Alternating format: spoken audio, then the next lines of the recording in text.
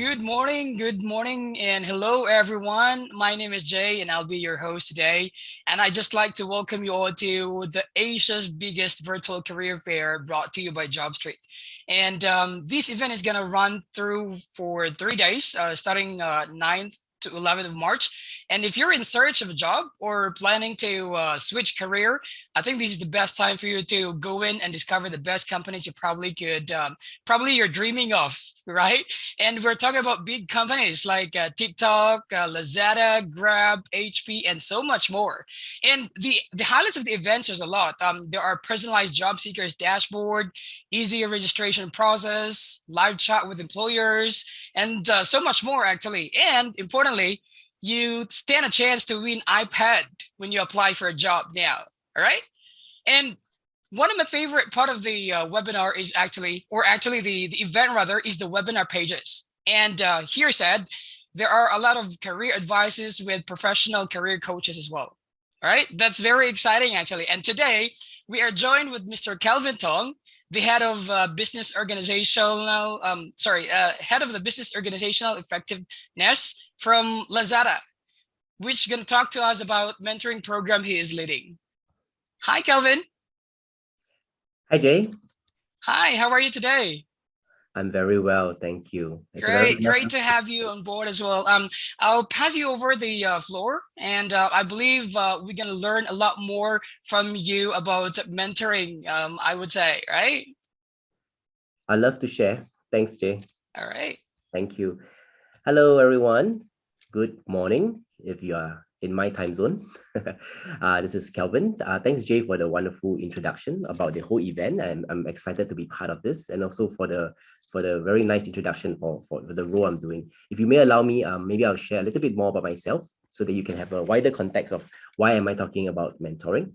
In Lazada, my key role is really about organizational effectiveness. Really is about looking at the right organization, the right team's capabilities, as well as the mindset of our people. As we are going through this pandemic, right? We go through a lot of change. It's also important to look at that in a careful manner.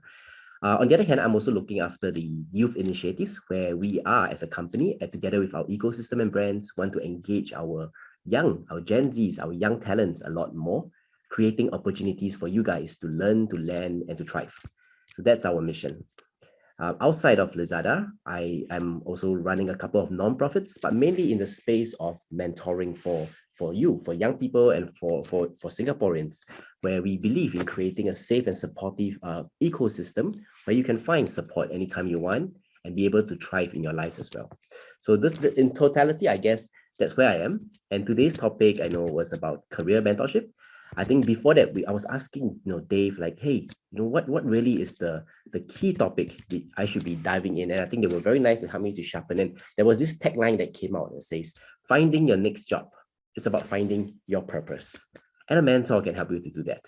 So probably that's what I like to have a little discussion. And as I do that, I hope you can use this time, not so much on just learning, but really also we can reflect together, because I think there's just so much going on in this world right now. We need to stand by each other and support one another, and also create the aha moments where we can go one step further in life, right? So let me begin. I like to start by asking how many of you hear this word. To me, I hear it all the time, right? And some of you from maybe the HR or leadership world will hear this word of the VUCA world, right? The VUCA world is about the uncertain world, right?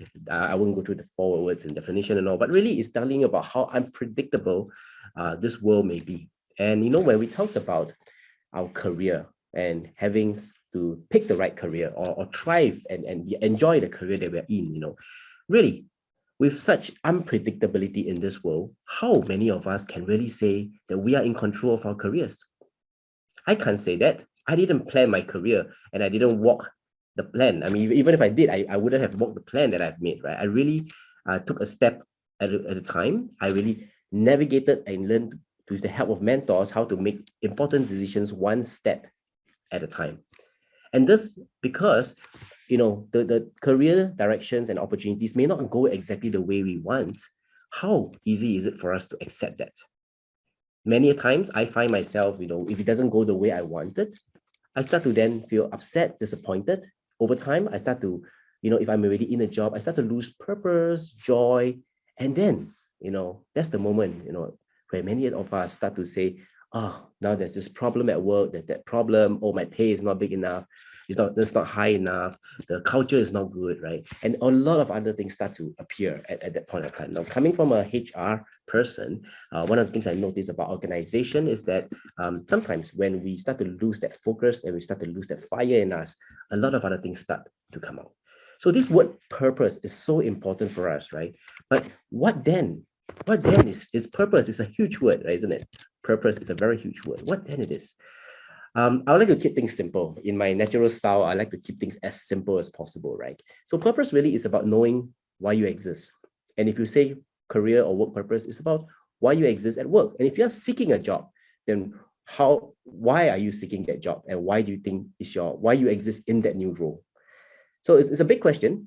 I'm not sure how many of you can actually answer that question. I'm still answering it a bit at a time after working for almost 20 years of my life.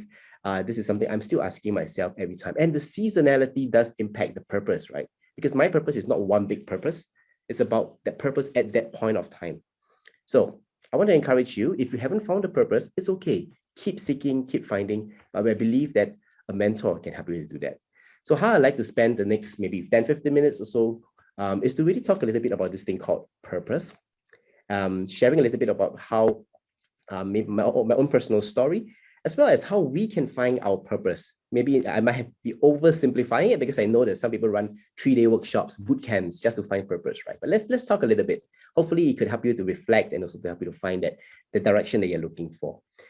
Towards the end, I would then share a little bit about some of the movements that that Singapore government is doing and how we are trying to come together, bringing together mentors for you, career seekers, or even people at work already, to try to find more joy and find more direction and also make good informative decisions for yourself.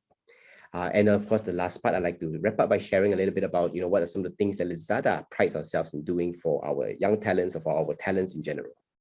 Sounds good? I know that at the end, we'll have some time for questions and answers, so we'll leave some time for that as well. So purpose is about knowing why you exist and, why you exist at work. But yet we also know that it's not something that just comes out and says, I got the answer. For me, I actually did a map of what happened in a day at work. And I realized there's like so many things, about 100 over things that happened for me that is significant enough for me to write down in that notebook. For example, work to me, I mean, today in Singapore, we are starting to go back to the office, right? So on those days that I'm heading back to where I decided to go back to the office, my day doesn't just exist in the office. It starts from the day I wake up, the time I hug my kids, greet them good morning, the same for my wife, as well as the time when I'm traveling, when I'm seeing a cleaner by the road, the receptionist at my office, the guy working at the counter, my colleagues, the cleaning auntie. And I realized that I have so many touch points and so many significant moments of my life. When I say good morning, even though it could be 7:45 a.m. in the morning, I'm so tired, and I say, good morning. And she say, oh, good morning, ah boy, how are you today? Straight away, I felt happy, right? To me, things like that, including the very things that happen during the working hours, like asking a colleague for coffee, having a chat, coaching someone, dealing with a difficult situation, maybe sometimes debating a little bit more than friendly, right? All these to me are significant moments. And I think it is about how we take stock of all these things and realize that these are all opportunities for us to do something meaningful and good and for us to feel happy. So purpose, again, is not one big thing, but really is a series of things that has happened. But we also know that this whole thing about purpose has shifted because of the pandemic. I actually did some research, right? So it's not all instantly in my mind because I'm not a guru in all the topics here. But there was some very good data that I found. And so I might just like to share a few screen or maybe one screen. So this is an article from Gartner that I found recently, and it talks about how employees have said that the pandemic has changed their feelings about work and life. I know this is not Singapore centric, but it's representative enough. I did a similar thing among youth from the ages of 21 to 35, and the results were kind of similar. It was all more than 50% in the 55% in the yellow zone. So we asked employees, how has your attitude shifted? And to look outside of work. for things that are meaningful for you. 65% strongly agree, right? And majority of them also feel they decide to rethink about the workplace and how that workplace has a part of their life. It's not their life as part of the work, but how work has become a part of their life, right? And it make them long for a bigger change in their life, not necessarily changing job, but they want to start to change because of the way their mindset, their values, and their beliefs started to shift because of the pandemic. Some of them changed their perspective in terms of location, maybe because of work from home. And in some countries, I know that my colleagues are still working from home and haven't gone back to the office for years, for a few years now, right? Interestingly, many want to give back more to society. And as they start to question as a whole, whatever that I'm doing on a day-to-day, is it really giving back? And of course, that has an overall expectation and perception change of the employer that they're working for. Now, for those of you who are job seekers, what is this data telling you? And for those of you who are working, what is this data telling you? Are you also feeling the same way? Because this changes what we define as purpose. What does it mean for you about purpose at work then? Right? So at this point, I'm just going to stop sharing and just I wish I can see responses and all, but I know that's not possible. I like to go very quickly into this thing about purpose at work has shifted. Think about it this way. I spend a lot of my time on virtual conferences, right? Last time, maybe 3 years ago, when I'm at work at my workplace, and whenever I have a phone call ring out, all I tell them is, excuse me, and I'll go out. And they'll be like, is Kelvin going for an interview? It could be my kid, or it could be my wife or somebody, but I'll just usually just take it separately, right? But this time around, I have excuse, when I'm talking halfway and my child comes next to me and say, hi, then I can, oh, hi, so cute. And we can spend the longest I ever spent was half an hour with my colleagues talking about my kid. Hi, okay, what's your name? And next moment we say, guys, not enough time. We have to book another meeting. Right. And this scenario happens all the time. And where now your work has blended into your family has blended into your work. I was just with some of my colleagues outside in the Lazada office, and they was like, Kelvin, why haven't you visited our floor? Because I used to be in the Singapore office, right, looking after HR. And now I'm right at the Singapore floor. And I remember one of them was asking me, I haven't seen you here a lot. I said, no, that's because you don't come on Sundays. On Sundays, I tend to bring my kid here to play table tennis. It's because every day they will say, Daddy, what do you do at Lazada? I only see the platform and I see you every day after work. Are you delivering the goods? Why are you selling on Lazada? And I was like, okay, Daddy should explain you. First, let you know that Daddy plays table tennis at work. And you can join us if you want to, right? So I think this whole thing, purpose, has definitely shifted. To me, if I don't bring in my family, I would have lost purpose at my work very, very quickly. And now I accept my colleagues, my team members' family as much as I accept anything else about them at work usually. So that's a very important thing that I wanted to bring it up, because when you are seeking your job, how important is this? Maybe not all employers embodies this yet. The company may, the manager may not. So if you are going for the next interview, maybe you need to interview your boss smartly to see what the culture is like. What do they think about such things? If that's important to you, don't ask that question if it's not important to you, right? So I thought that was something that I tried to fit in somewhere in this session, but I don't know where to, but I thought maybe this is a good time to talk about it. Now, so the question is, how then, Kelvin, how do you find your purpose? I don't know. I've got a lot of theoretical answers, but I don't have a perfect formula that I know that this is the way to do it. I ran a lot of purpose workshop, and in my past company, the last company I worked for, which was Unilever, they have this fantastic program, right? I was part of the facilitator pool where we facilitated company-wide, globally, a purpose workshop to help our employees find their purpose in life. And I remember in that conversation with my team, we never talked about anything that's work for the first few sessions. It was just about life. And I remember moms were like talking emotionally about how they struggle and how they wanted to bring, their purpose to their family, to their workplace, how they want to find that synergy because they're so tired having to serve a split personality. And mind you, this was like 4 years ago, more than that, sorry, this was 6 years ago, right? How about pandemic? How has environment shifted to cater to our people to find more purpose at work? How do you then find your purpose at work? I like to share a model that I use a lot in my trainings. I do a lot of leadership workshops. I do a lot of youth training and career workshops as well. This model is literally a very simple model.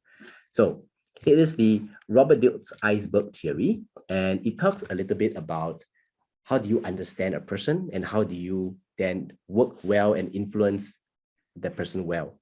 But it also talks a lot about how do you find your purpose in life. See, when we look at someone, we can look at it that this person like as if we're looking at the iceberg. An iceberg typically has about 10-15% of the ice block above water, and the rest are underneath water. So there are some things you can see, there's some things you can't see. So when we map this into a person, what we can see right on top, very visibly at the peak, right, is what we say the environment of this person. So when I look out in my office and I say, okay, this is my colleague and this is her environment around her, that's very clear to me. I can also see clearly how she behaves, right? If I keep staring at her, but that's weird, right? But if I look at her, I know how she acts, how she behaves, how she speaks and all. That's something that is very visible to me. And whether is it fortunately or unfortunately, a lot of times people judge people based on that, what they can see. But we don't realize that that is only 10% of what the person is made up of. What we don't see very clearly, somewhere closer to the surface, maybe you can look down, if the water is clear, you can see parts of it. It's the capabilities of the person. And I'm not talking about capabilities of work, the work they perform every day, but the hidden and potential capabilities they could do if they are harnessed in the right way. I purposely left a deeper depth because I think capabilities is a wide spectrum. I spend a lot of time in the learning and development space. So that is when I actually spend a lot of help to look at people's competencies, capabilities. I realized that human beings amaze me. There are tons and tons of hidden potential, right? So so the capabilities piece is something that we sometimes overlook and we do not see the full potential of the person. Sorry, there's something wrong with my slides. Are you looking at my slides now? There's no slides Ah, shown for now. Yeah, I yeah, think yeah, I yeah. can show you now. Sorry, I think they just dropped. Okay, so underneath the capabilities, usually what we can't see, and it's very hard to diagnose it, will be the personal values and beliefs, which then even below that is the person's identity. I feel that in order to find your purpose, you need to know your identity, right? And when you do that, the better you are at doing it, it manifests upwards, right? Having a clear identity and purpose will help you to drive your values, your beliefs, your prioritization, your decisions you make, the jobs you want to, the environment you want to work in, the employers you want to pick, the employers you want to work for next, right? That drives eventually what capabilities, what are you willing to learn? What are you willing to pick up? What are you willing to excel in? Your behaviors, which is this is where the assessments start to come, as well as the environment, which is what we call the culture. I think there are many iceberg theory, but this one to me resonates the most about people. And I'd like to share that with you very, very quickly on this case. So what is your iceberg looking like now? Now, I'd like to share with you three personal stories, or should I say tips? I won't say tips because it's not proven successful for everyone, but for me, it works very well. Three different thoughts, mindsets about this whole thing about finding purpose. I think the first one is really, I did mention it earlier, it is not about one big legacy that you're doing, one big thing that you're doing, leaving big legacies behind for everyone else. It's not that. Because if that's the definition, then a lot of us will be very disappointed that we probably haven't found our purpose. 4.5 years ago, when I was deciding to leave my previous job, a great company, which I talked about earlier, to come into Lazada, it was a tough decision because I was kind of in comfort zone after almost 7 years in the company, right? I was doing well. I enjoyed what I do. I had great friends, families there. My kids also love to play whatever that's in the office, right? And we had all those established. To come into a whole new e-commerce industry, which I've never had experience before, and let alone that, to come in from a full-fledged commercial role into a HR role, which I've never done before, was a big change for me. But I thought very long about it when about whether should I accept the offer or not, until one significant event happened. It was one evening where my wife and I ordered. It was raining heavily, okay, and we ordered red mud. The delivery guy, Red Mart, by the way, is Lazada, right? It's part of Lazada. And so the delivery guy who's coming is potentially my colleague, right? So I was like, okay, guys, he's just a couple of minutes late, and that's fine, that's fine. It's raining heavily, and my house has no shelter, by the way. So, and then just a couple of minutes after that time slot, which is pretty predictable, this guy came with the trolley with two big red boxes, and he was rushing up from the lift, and he was all drenched, like I can imagine. And then he came, and I was like, hey, bro, it's okay. Then I gave him a cup of warm water. But he said, okay, hang on. Then he started unloading it very quickly and started taking out all the plastic bags from me. So I was like, hey, you know what? Why are you so anxious? Chill, man. Do you have more customers to go for? He said, no, it's not about that. I said, what is it about? Then he told me, because it's already past dinner time and I'm afraid you needed the food for dinner. And then he quickly started unloading. My wife dragged me to one corner and she said, Kelvin, join this company. You see, a very simple act. You can call it kindness, passion, or the belief in the idea of a customer first, right? Can touch me and encourage me to take on a role in Lazada where I believe that I was given a chance to do a lot more.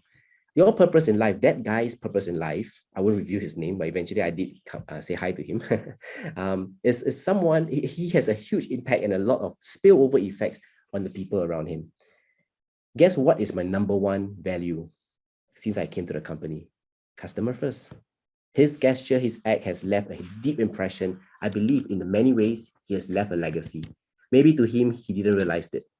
But imagine when the day I came to him a few weeks later, and I said, thank you, bro. Remember me? Now I'm your colleague. And I told him why I accepted, right? His whole face was filled with smiles, and he was like, I didn't know I made an impact, right? A lot of your small little things in life actually do leave impact if sometimes you just pay a little bit more attention to it and you're intentional about it. That is a starting point to finding your purpose to me, right? And again, in linking to that, doing a couple of great things, having great experiences is my second point. A series of experiences thread together and the dots being connected is also a very important thing in helping you to find your purpose. You are where you are now. You look back at your life, no matter how many years there is, right? A lot of things have happened. Take some time to start to write down, maybe as a space, find some quiet place, go on a retreat. Nowadays, staycations are quite, I was quite mean. I was about to say if you're quarantined, but okay, wherever you go, just take some time, take stock of what has happened, and start to look and ask yourself, if I were to connect the dots, why do I exist at this point of time? If you may allow me, I'll share the story of how my mentoring journey outside Lazada started. So 12 years ago, I had an experience, and I've been blessed with a lot of great mentors around me. And even my bosses were my mentors. They were playing the role of mentors, right? So some of the professionals may disagree. They say, oh, no, there's a difference between management and coaching. And to me, it's all blended. It just depends on the outcome you want at that point of time. So I generally would say I have great mentors in my life. And 12 years ago, I realized that I have great mentors, but yet many do not have. Many do not know the importance of mentoring. So I started a nonprofit called Voices of Asia. And, I remember at that point of time, I took part, I did a lot of things because we had big dreams. We were saying, okay, let's run programs, let's get all the young people around. And we wanted to do mentoring, we wanted to do like professional speaking, inspirational stories. We tried to do everything, right? But then I always struggled. That at the point of time, nobody was interested in mentoring. So never mind, fine. We just continue with inspirational speaking. That works. So we had a lot of talks. We organized a lot of fundraisers, sessions, to inspire people. Yeah, I think it went on for 6 years. And then along the way, we started being smarter, right? Instead of getting the same old speakers, we started engaging a whole community of speakers. In 2016, we started to move into the space of mentoring because we realized that we needed to be more accountable in transformation of lives rather than just giving talks. After a while, you don't know how to measure impact already. Right? And so that the whole team made a very big decision, and we shifted the entire focus of the nonprofit into building a mentoring culture. That was 2016. At that point of time, we really didn't know how to do that. Who are we as one of the hundreds of mentoring organizations out there to try to build a mentoring ecosystem or mentoring program that can scale across the whole of Singapore, right? But at that point of time, that was when I joined I kind of lost track of the time. Oh yeah, I did that for 2 years, and then I joined Lazada. And during one of the sessions when I was in Lazada, um, I was in Alibaba actually at that point of time, and there was a very nice leader speaking about the belief of a tech platform and an ecosystem using AI to be able to give the shoppers and give our customers what they need and what they want. That statement was made perfect sense from a commercial, I mean, from a e-commerce business. It was great shopper experience, right? But suddenly, because of the work I'm doing outside, it clicked and it says, hey, today the problem our people are facing is that when they need help, they don't dare to get help. So they turn to technology and let their voices be heard in social media platforms, right? And when they need help, they don't know where to go. So there's firstly the stigma of be asking for help.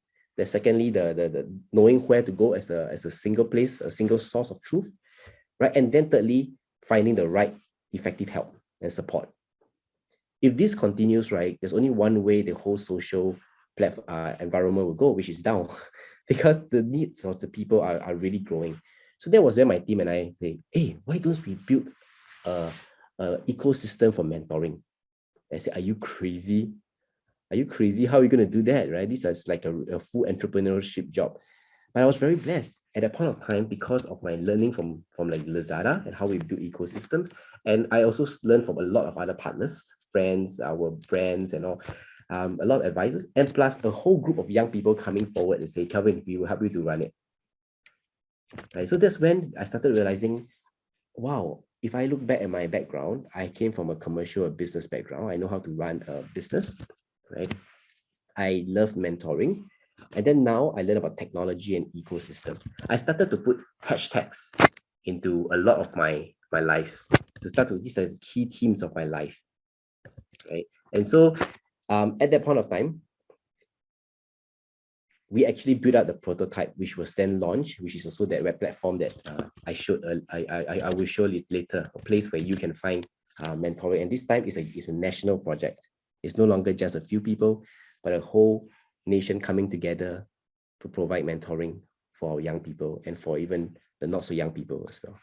So I believe that everything happened for a reason if you connect the dots. The third thing is also related, is to find what excites you. To me, that's important also because, there's so many things that happen in our life. And sometimes if our mindset is only looking at in a certain track, then we will be we have a lot of blind spots and we will be blinded to some of the opportunities. For example, I started my career in sales. Of course, I had the opportunity to do other roles like product marketing, strategy. I was also part of an IPO team, and we got a company listed, in the country, right? In Malaysia, actually. Right? And I used to think about how my career adds up. I was very narrow in thinking, right? I said, okay, sales, then I did a lot of IPO, I did strategy, I did marketing. Come on, do the math. What does this equals to in terms of my next step? Question mark, right?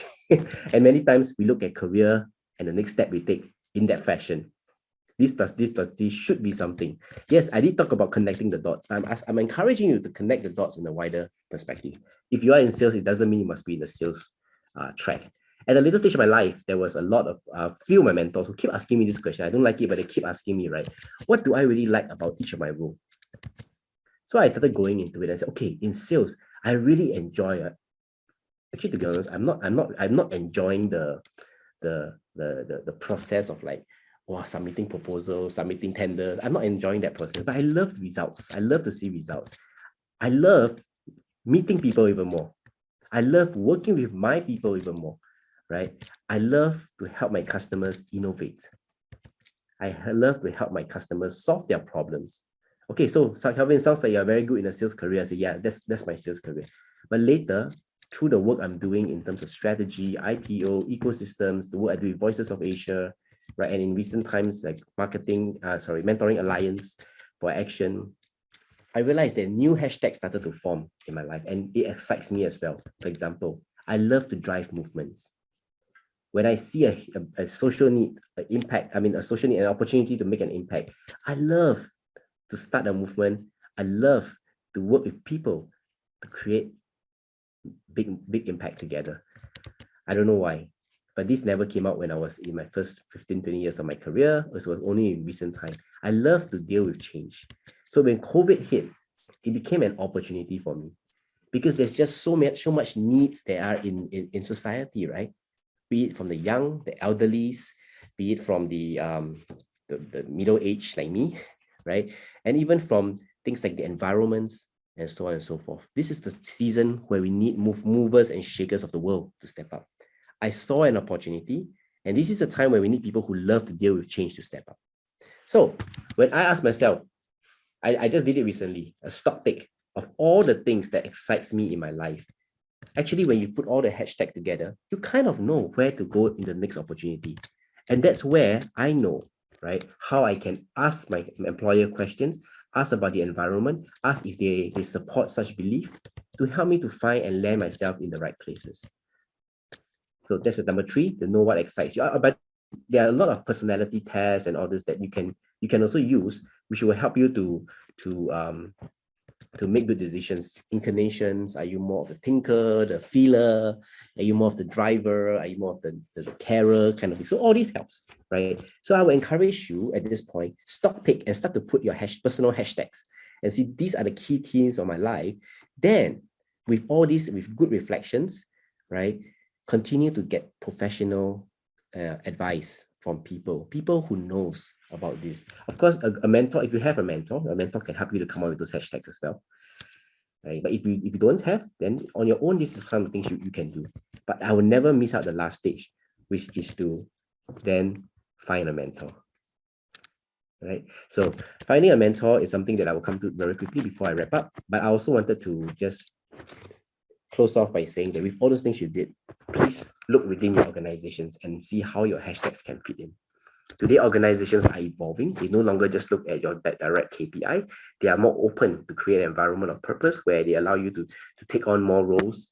Not all, but for those who are, and also then go ask and see if you can take on more. One of my team members just asked, could I help out with the youth work that you're doing in Lazada? I said, oh, sure. I'd love to form a task force if that drives you. Let's align it to your hashtags and let's align it to the purpose of the organization. Right? Okay, so very quickly before I go into Q&A, just allow me to quickly share where you can find a mentor. I think a mentor can offer a lot for you in your life. There are many definitions of mentor, but in this context of today's session, I like to say that mentor is just someone who allows you to see the hope inside of yourself. Because I think today we need to find hope. We need to believe that the world, even though there's wars in certain parts of the world, there's COVID, there's Omicron, there is hope. I see lots of light at the end of the tunnel. Are you going to be part of the team that helps the world evolve out of it? A mentor can do that. So an alliance of partner is here for you. There is this holding site, wc-sg.org. Over there, I know this is, when you go to the site, it seems more for the youth, for up to 35 years old. But trust me, on this platform, you have mentors of all stages of life. I found my own mentors there as well. And the mentors here are not necessarily just the ones who say, okay, we go for a 1-year program. It's no, you can do that. You can find those programs on this platform. But here, the mentors are also, it could be a coffee mentor, just to give you some advice. It could be a virtual mentor. You can just chat and get some notes from them. We have a space here that we are creating. This is still the prototype, but we're going to launch in this 1 or 2 months, a revised version. But if you need someone to talk to at this point of time, don't wait. Come over here. And even here soon, we will also be introducing all the other great mentoring apps, platforms, resources that Singapore is doing for you. Okay, so that's it. So I just want to share like what typically matters most to employer. It's actually just this portion where I always break it down into traits, values, and skills. So if you're looking for a job, right, don't just look at it in terms of what skills I have and what work I do. And I don't want to go too much in this because I know that many other better speakers there, we are more experienced talking about this, right? But for as an employer, as Lazada HR, right, I don't look at just your skills because I know that skills can be taught. And we have built an environment where you can pick up your skills very easily. Look, they hired me from a business person coming into the HR, right? Thank God I haven't ended up in court for anything serious yet, right? But they took the risk because they found that the other two is more important. The personality traits, the willingness to strive for results, the willingness to work with others, work as team, and things like that are important. So ask yourself, what are the things that is important to the organization or their role or the manager? because these usually can't be trained. It takes a lot of effort to change you, right? At the same time, organizations have cultures they want to build, and usually they're guided by the value system of the organization. Do you know what is the value of your organization or the company that you are interviewing for? I think this is very important. Actually, a lot of the interview questions are built around these two. This one I can get it from your CV, right? So I just wanted to share this because I suspect some of your questions in your mind right now may revolve around that. So Lazada, in order to grow our own employees, of course, we do a lot of things. We just completed last week what we call the Learning Festival in Southeast Asia. Thousands of people came to join us to learn from all the professionals. We made this available to everyone, right? But we also have virtual booths where people can go, and of course we have a lot of Lazadians and our own brands coming to teach and give advice and feedback to our employees as well. Yeah, next time we can work with JobStreet for this. yeah, yeah. Suddenly I just realized this looks like a career fair, but this is not a career fair; it's a learning fair. So the people that are here to teach. Okay, yeah. So I think I'll stop here. Just mindful of time to see if there's any questions from anyone. And I hope this session has been valuable to you. Yeah, thank you so much, Kelvin, for sharing. And I really have to say, I was inspired by the story about the Redman person, the delivery guy. And well, yeah, I have just few questions for you, Kelvin. Even myself, I was also like curious about my situation right now. So I wanted to ask you, when or at which point or at which stage or phase rather in my career do I need to find a career mentor, something like that? Like I'm in the middle of my career right now. I would say I'm pretty okay. I do have my salary and all that, but I haven't really thought of looking for a career mentor, right? Probably after you share, I have a second thought. Maybe I need to have a career mentor, though, right? So, at which point of my career do I need to find a career mentor, perhaps? Hmm. Yeah. So I think there's a direct way of answering your question, which is you should find it anytime, right? I feel that right now mentoring is most needed for people deciding to go into a tertiary education.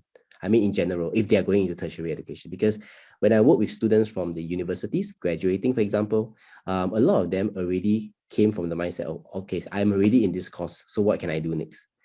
Mm, Ask myself, if I could have a choice now, I will bring mentoring, and this is what we're doing, right? We're working with secondary schools now, and the younger youths to have a career mentor to make decisions on what to study, and it's okay to make the wrong choice. How do you even learn and navigate even in school? How do you build networks even in school? So that's what I feel to directly answer your question in general. That's the key thing. But of course, a mentor is needed at every stage of your life. I will never stop having mentors, and I'll never stop mentoring. And as you can see, I was explaining that a mentor not necessarily have to be a very serious mentor, right? Because a person who is surrounded by mentors can be having mentors with informal relationships, like somebody you can ask questions. I have some mentors, my previous leaders. In fact, when I leave an organization, I do ask them, can I come to you if I need some advice? And they say, sure. So once a year, twice a year, I'll send them I have a call with them, a Zoom with them, and they'll give me some advice. Those are to me are more the informal mentors. And of course, I have accountable mentors who work with me. And that depends on what's your outcome that you want out of it. Right? We do not want to also to find a mentor because we want to get something out of it. So in some of the mentoring programs I run, I mean, that's okay. But a lot of the people come and find a mentor because they want to get a job in the mentor's company. So after you get a job already, then you disappear. Or after you realize you cannot get a job already, then you disappear. You find another mentor. I mean, that's also okay. It's just that, do you think through that the objective of why you want? So for example, like Jay, on your case, right, you're probably thinking about how do you make your current job more enriching, more exciting, and what else can you do in your lives to make it, to have, for example, if that's it, then there are mentors who can help you to do that, right? So I think that to ask your question is anytime you can find a mentor. great, great. I think I'm gonna need to consider that one. I was actually looking at the iceberg you show, or probably I'm still showing few percentage of my capabilities, right? Probably they're a lot deeper than that. Yeah, I'm yes. sure. And I think Yeah, that's probably one of the best part of having mentorship, right? I have a question here that's actually coming from a candidate. He says that people said you learn from others' mistake than your own mistakes. How Mm, do I find mentors who are open to share the failures for me to learn more from them? yeah. So when you talk about finding a mentor, you're talking about working with people, right? And it's just like when you hire a candidate or hire an employee, right? What they say they will do and what they say they cannot do, or what they say they will and can do in the interview may not be true as well. When you're finally on day one, you realize they can't do it, right? So in that same context, I think when you find a mentor, while the mentors may say that I'm willing to share openly, they may not actually share openly. And that's not their fault, right? It could be many reasons. For example, the rapport with you has not been, or the trust with you has not been established. Mentoring is two ways. We must get that right. It's never about you getting benefiting from the mentor, but the mentor also learning from you. And that requires two-way trust and natural rapport to be built. So do not rush into it. First of all, are we doing it at the right time when we're asking for them to share? Be patient. We need time to build the relationship. Now, then the other point is there are platforms. I mean, generally, right, all the great mentoring programs I work with today, they actually train their mentors to share their personal stories and not tell the mentee what to do. That's usually one of the key principles. Do not make the mentee live your life, but share your stories. And so storytelling and authentic storytelling became a big part of most mentoring programs. So it goes back to the first point. How do you then let the story flow? Do you even ask? Or do you just tell your problems and you keep quiet? Right. So a mentee also has their role to play. Like, could you share your own story? You know, how many of us actually ask the story that question? Right. And then or we just sit down there and just talk about ourselves and then we hope that the mentor will share. Sometimes the mentor are introverts as well, but they are just willing people to spend time with you, right? To do that. Yeah, Yeah. Then of course, then the third one is spread out your time, right? Don't just go to one mentor. That's why we believe it's like dating, right? When you dating, then you courtship marriage, right? It's the same thing. You spend time networking, listening to different people. Don't straight away commit to mentoring until there's really good natural rapport, right? Which is why on the platform, we allow people to ask questions and for different mentors to respond. Maybe through that, you can really form some rapport and trust. And then from there, you start to, when you have the proper matching and organic matching, chances of open sharing is higher. I Yeah. see. I see. All right, cool. Just curious, Kelvin, right? What would be the scope of career mentoring? Is it similar like career coaching? And if I'm going into finding career mentoring, right? What should I prepare in order for the session to be fruitful for both sides? Mm. Yeah. So I think I did mention earlier that I kind of blended all the definitions together, right? Mm-hmm. Because I find that everybody has different definitions. But let's say for the purpose of consistency and for this session, I will break down into the two, okay? And this definition may not align everyone, but it's usually one of the two. So coaching, to me, career coaching is always about with a very firm outcome in mind.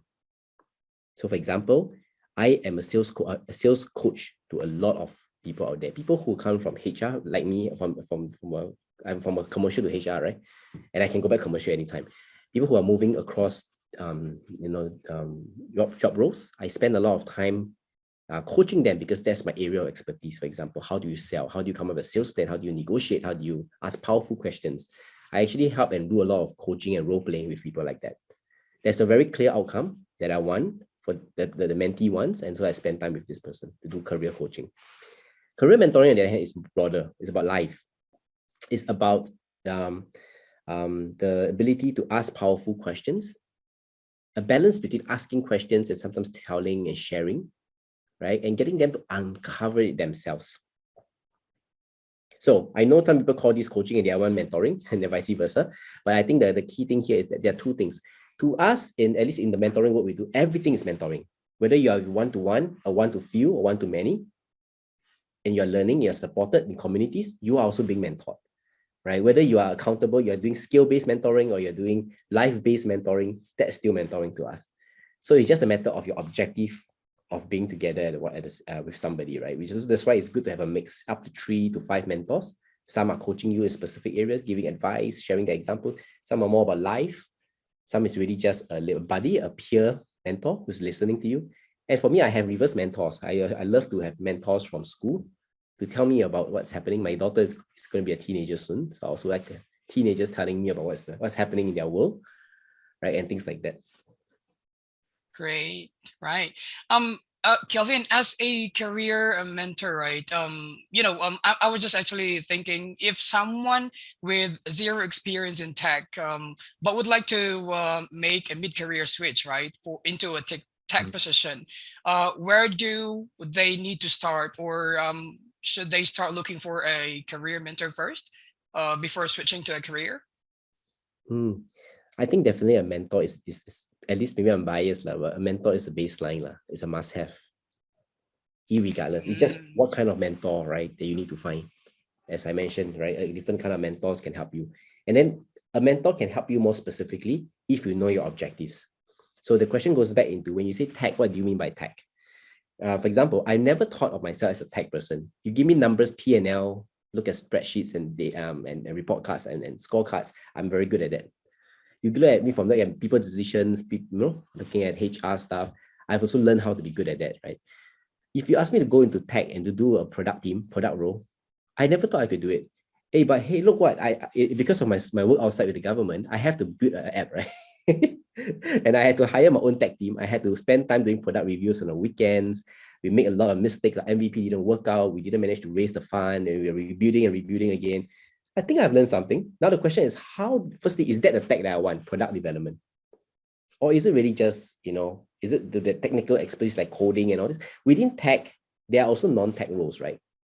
There are some great tech companies out there where they also have the commercial functions. They also have the the non-tech roles like marketing. They have their own operations, customer service. They have all this as well. So what is tech? Tech industry, tech role, or what? Right? So let's say tech role, then you need to have, I think it's good to showcase some of this work that you have done from a small scale first. Then the third thing is whether or not the employer requires you to have it. That goes back down to some roles, they are very specific where you jump in, you straight away start work and start coding. Some roles you go inside, you are more playing the support role first. So for example, in Lazada, we like to, we open up for internships. We do a lot of tie-up with the governments, like whether SG United is one example, right? We also do the youth tax programs where we wanted them to come in and start to have projects to get hands-on first, to first ascertain, is this really the role you want to go into? mm-hmm. Because I remember one of the things of our flying purpose is go into the experience and then let it all come together and connect the dots, right? So we wanted to create this space for them to connect the dots and get the experiences. They will then decide whether is that what they want to do. And if they want to do that, then they can start to take on projects to showcase. I mean, for someone who is mid-career, there are a lot of things also then that is transferable. Remember the circle that I showed you just now? The skills is one thing. So have you Mm-hmm. got the skills or showed that you are learning, you have the learning agility to learn the skills fast? Have you demonstrated some projects, even as volunteers, to show that you have done something along the tech-related skill? If you have done that, then I think the skills part, it's all about positioning and having that conversation, right? The willingness to learn and pick things up fast. And then with the tech scarce world today, some of the employers are willing to take that back if you have the traits and the value system that they're looking for, I which is believe. something, yeah, it's important. Yeah, I agree in that one too. But just curious, how does Lazada feels about employing older staffs? In probably in 80 field. In Like which if field? I'm in my 50s right now, does Lazada, feel comfortable of it? Yeah, actually, we don't look at it by age, right? We Mm, still have employees coming who are 50s. I'm in my 40s, right? People are just still being hired for as long as it's the right fit. So the fit goes back down to the circle. So of course, there's a higher risk if you are going to a company who has average age is 20, late 20s, right? Then there is possibly a culture fit. And that's something where we want to make sure that even if you're coming, if you say I'm 50, I don't mind. I need to make sure you sit down with the team first and talk to them and see whether you're comfortable with that. So that's important. It's more for you. I do not want you to come into this company and then get a culture shock, right? But for us, when we do the assessment, of course, the fit is one thing, but the skills and all this, we evaluate it across fairly, just like anyone else.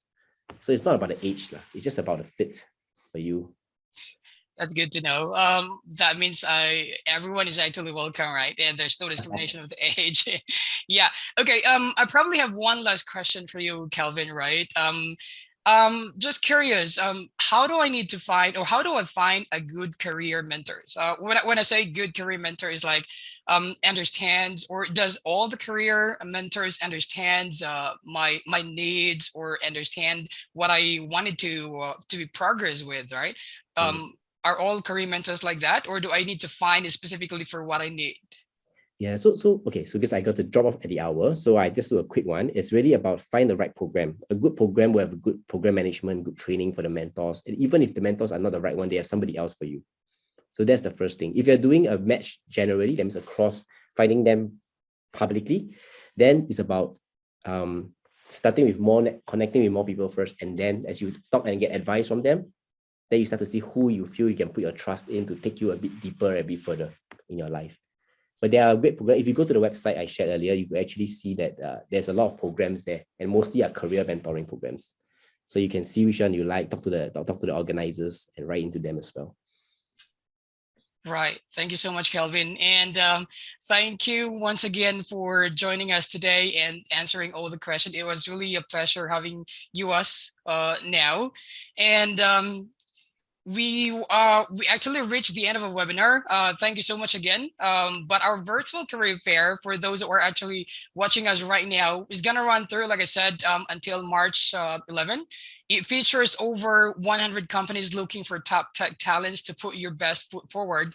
And there are a lot of highlights of this career fair journey. Like I mentioned, there are a simple and easy interview scheduling system. If you visit our website, you'll be able to see their different company booth.